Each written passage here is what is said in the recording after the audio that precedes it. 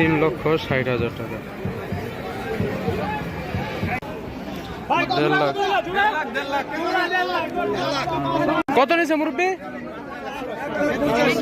85। 1,85,000 জোড়া। 2,20,000।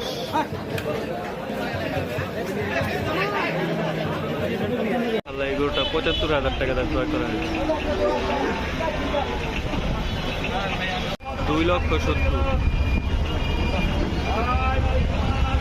মাশাআল্লাহ 2,70,000। 91,000 টাকা। মাশাআল্লাহ। কত নিছে ভাই? 2.5 লাখ। বেশ সুন্দর একটি গরু বিক্রি গেল হরদপুর হাট থেকে 2.5 লক্ষ টাকা।